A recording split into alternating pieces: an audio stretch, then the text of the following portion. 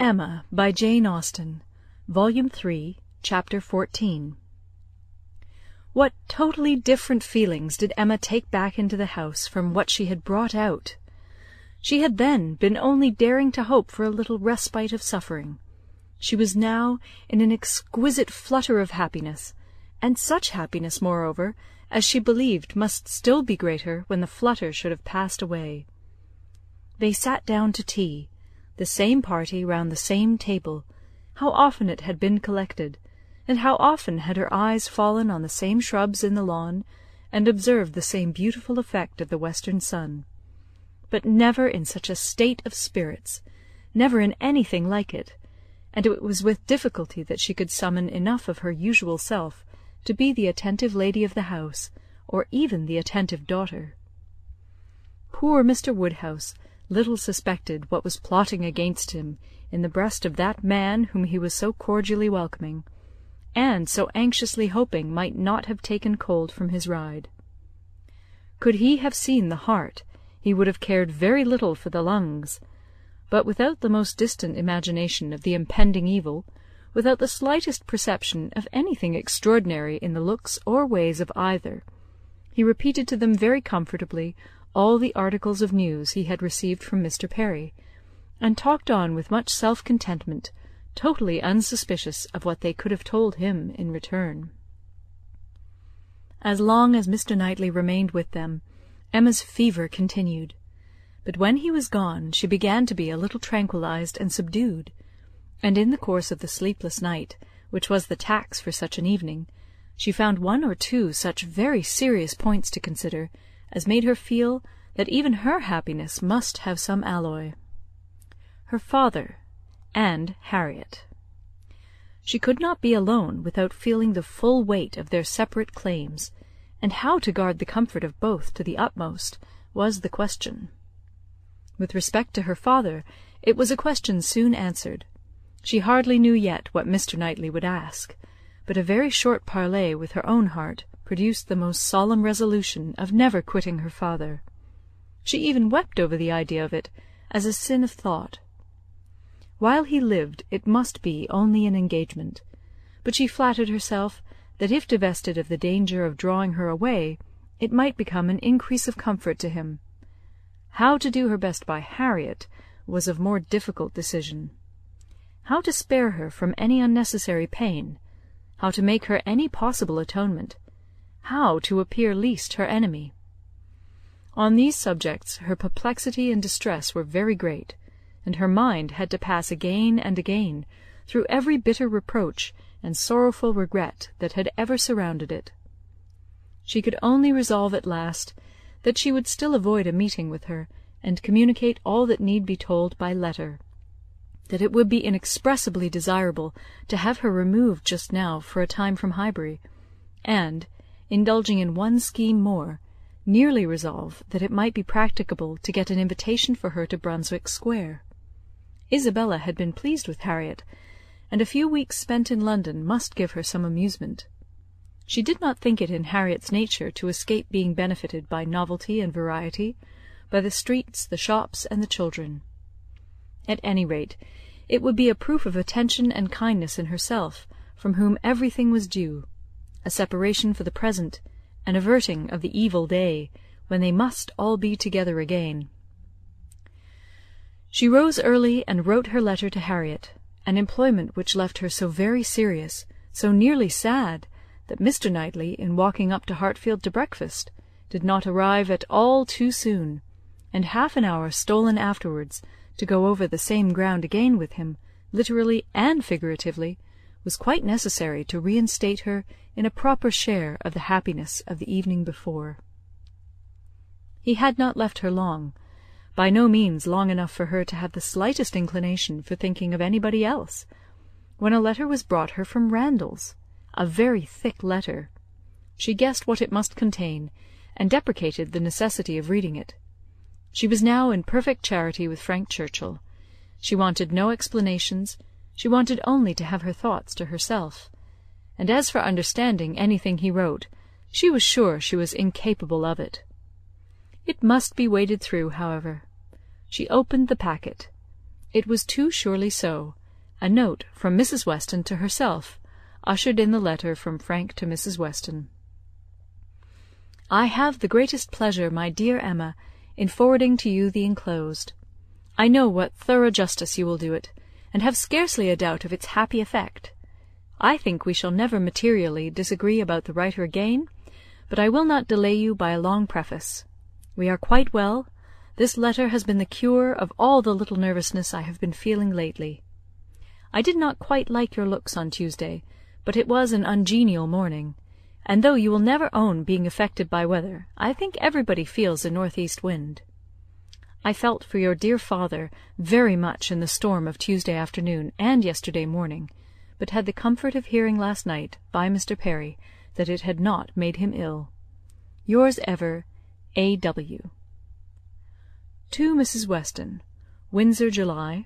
My dear Madam, if I made myself intelligible yesterday, this letter will be expected; but expected or not, I know it will be read with candour and indulgence. You are all goodness, and I believe there will be need of even all your goodness to allow for some parts of my past conduct. But I have been forgiven by one who had still more to resent. My courage rises while I write. It is very difficult for the prosperous to be humble. I have already met with such success in 2 applications for pardon, that I may be in danger of thinking myself too sure of yours, and of those among your friends who have had any ground of offence. You must all endeavour to comprehend the exact nature of my situation when I first arrived at Randalls. You must consider me as having a secret which was to be kept at all hazards. This was the fact. My right to place myself in a situation requiring such concealment is another question. I shall not discuss it here. For my temptation to think it a right, I refer every cavalier to a brick house, sashed windows below and casements above, in Highbury. I dared not address her openly. My difficulties in the then state of Enscombe must be too well known to require definition, and I was fortunate enough to prevail before we parted at Weymouth, and to induce the most upright female mind in the creation to stoop in charity to a secret engagement. Had she refused, I should have gone mad. But you will be ready to say, what was your hope in doing this? What did you look forward to? To anything, everything, to time, chance, circumstance, slow effects, sudden bursts, perseverance and weariness, health and sickness.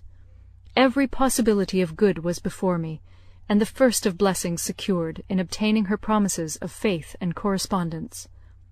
If you need farther explanation, I have the honour, my dear madam, of being your husband's son, and the advantage of inheriting a disposition to hope for good, which no inheritance of houses or lands can ever equal the value of. See me, then, under these circumstances, arriving on my first visit to Randalls, and here I am conscious of wrong, for that visit might have been sooner paid. You will look back and see that I did not come till Miss Fairfax was in Highbury, and as you were the person slighted, you will forgive me instantly. But I must work on my father's compassion, by reminding him that so long as I absented myself from his house, so long I lost the blessing of knowing you. My behaviour during the very happy fortnight which I spent with you did not, I hope, lay me open to reprehension, excepting on one point. And now I come to the principal, the only important part of my conduct while belonging to you, which excites my own anxiety, or requires very solicitous explanation. With the greatest respect and the warmest friendship do I mention Miss Woodhouse. My father perhaps will think I ought to add, with the deepest humiliation. A few words which dropped from him yesterday spoke his opinion, and some censure I acknowledge myself liable to. My behaviour to Miss Woodhouse indicated, I believe, more than it ought. In order to assist a concealment so essential to me, I was led on to make more than an allowable use of the sort of intimacy into which we were immediately thrown. I cannot deny that Miss Woodhouse was my ostensible object, but I am sure you will believe the declaration that had I not been convinced of her indifference, I would not have been induced by any selfish views to go on. Amiable and delightful as Miss Woodhouse is, She never gave me the idea of a young woman likely to be attached, and that she was perfectly free from any tendency to being attached to me was as much my conviction as my wish. She received my attentions with an easy, friendly, good-humoured playfulness which exactly suited me. We seemed to understand each other. From our relative situation, those attentions were her due, and were felt to be so. Whether Miss Woodhouse began really to understand me before the expiration of that fortnight, I cannot say. When I called to take leave of her, I remember that I was within a moment of confessing the truth, and I then fancied she was not without suspicion. But I have no doubt of her having since detected me, at least in some degree. She may not have surmised the whole, but her quickness must have penetrated a part. I cannot doubt it. You will find, whenever the subject becomes freed from its present restraints, that it did not take her wholly by surprise. She frequently gave me hints of it. I remember her telling me at the ball that I owed Mrs. Elton gratitude for her attentions to Miss Fairfax. I hope this history of my conduct towards her will be admitted by you and my father as great extenuation of what you saw amiss. While you considered me as having sinned against Emma Woodhouse, I could deserve nothing from either. Acquit me here, and procure for me, when it is allowable, the acquittal and good wishes of that said Emma Woodhouse, whom I regard with so much brotherly affection, as to long to have her as deeply and as happily in love as myself. Whatever strange things I said or did during that fortnight, you have now a key to. My heart was in Highbury, and my business was to get my body thither as often as might be, and with the least suspicion. If you remember any queernesses, set them all to the right account. Of the pianoforte so much talked of, I feel it only necessary to say that its being ordered was absolutely unknown to Miss F., who would never have allowed me to send it had any choice been given her. The delicacy of her mind throughout the whole engagement, my dear madam, is much beyond my power of doing justice to. You will soon, I earnestly hope, know her thoroughly yourself. No description can describe her. She must tell you herself what she is, yet not by word, for never was there a human creature who would so designedly suppress her own merit. Since I began this letter, which will be longer than I foresaw, I have heard from her. She gives a good account of her own health, but as she never complains, I dare not depend. I want to have your opinion of her looks. I know you will soon call on her. She is living in dread of the visit. Perhaps it is paid already. Let me hear from you without delay. I am impatient for 1,000 particulars. Remember how few minutes I was at Randalls, and in how bewildered, how mad a state. And I am not much better yet, still insane either from happiness or misery. When I think of the kindness and favour I have met with, of her excellence and patience, and my uncle's generosity, I am mad with joy. But when I recollect all the uneasiness I occasioned her, and how little I deserve to be forgiven, I am mad with anger. If I could but see her again! But I must not propose it yet. My uncle has been too good for me to encroach. I must still add to this long letter. You have not heard all that you ought to hear. I could not give you any connected detail yesterday, but the suddenness, and in one night the unseasonableness with which the affair burst out needs explanation. For though the event of the 26th ultimately, as you will conclude, immediately opened to me the happiest prospects, I should not have presumed on such early measures, but from the very particular circumstances which left me not an hour to lose. I should myself have shrunk from anything so hasty, and she would have felt every scruple of mine with multiplied strength and refinement. But I had no choice. The hasty engagement she had entered into with that woman. Here, my dear madam, I was obliged to leave off abruptly, to recollect and compose myself. I have been walking over the country, and am now, I hope, rational enough to make the rest of my letter what it ought to be. It is, in fact, a most mortifying retrospect for me. I behaved shamefully, and here I can admit that my manners to Miss W., in being unpleasant to Miss F., were highly blamable. She disapproved them, which ought to have been enough. My plea of concealing the truth she did not think sufficient. She was displeased? I thought unreasonably so. I thought her on 1,000 occasions unnecessarily scrupulous and cautious. I thought her even cold. But she was always right. If I had followed her judgment, and subdued my spirits to the level of what she deemed proper, I should have escaped the greatest unhappiness I have ever known. We quarrelled. Do you remember the morning spent at Donwell? There every little dissatisfaction that had occurred before came to a crisis. I was late. I met her walking home by herself, and wanted to walk with her, but she would not suffer it. She absolutely refused to allow me, which I then thought most unreasonable. Now, however, I see nothing in it but a very natural and consistent degree of discretion. While I, to blind the world to our engagement, was behaving 1 hour with objectionable particularity to another woman, was she to be consenting the next to a proposal which might have made every previous caution useless? Had we been met walking together between Donwell and Highbury, the truth must have been suspected. I was mad enough, however, to resent. I doubted her affection.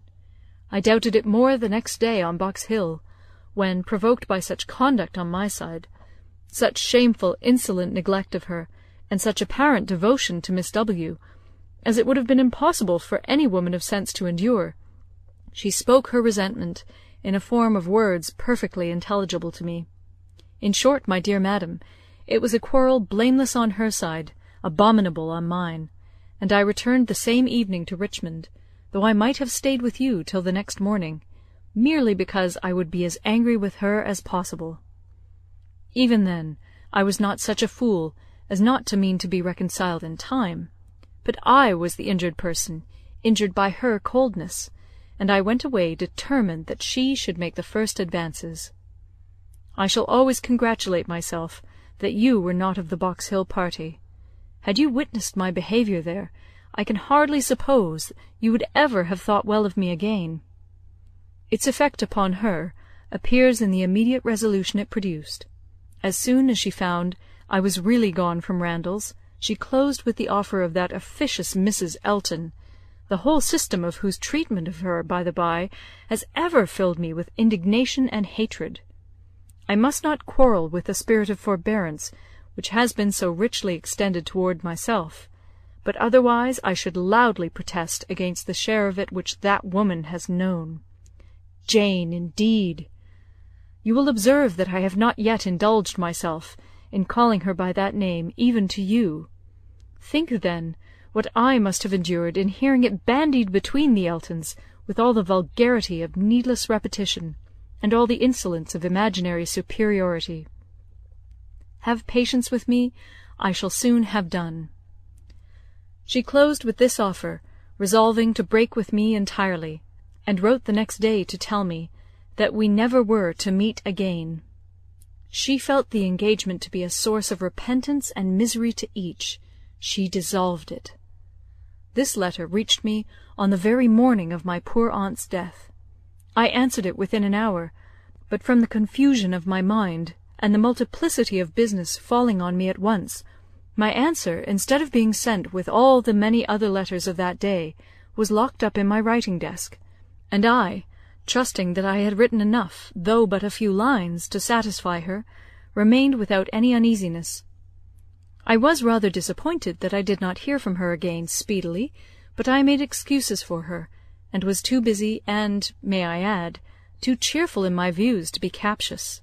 We removed to Windsor, and 2 days afterwards I received a parcel from her, my own letters all returned, and a few lines at the same time by the post, stating her extreme surprise at not having had the smallest reply to her last, and adding that a silence on such a point could not be misconstrued, and as it must be equally desirable to both to have every subordinate arrangement concluded as soon as possible, she now sent me by a safe conveyance all my letters, and requested that if I could not directly command hers, so as to send them to Highbury within a week, I would forward them after that period to her at...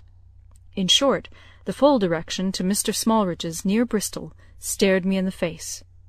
I knew the name, the place, I knew all about it, and instantly saw what she had been doing.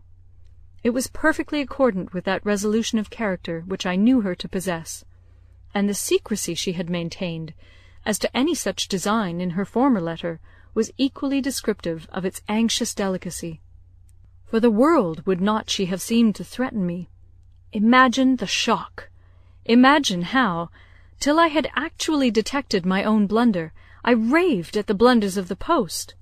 What was to be done? One thing only. I must speak to my uncle. Without his sanction I could not hope to be listened to again. I spoke. Circumstances were in my favour.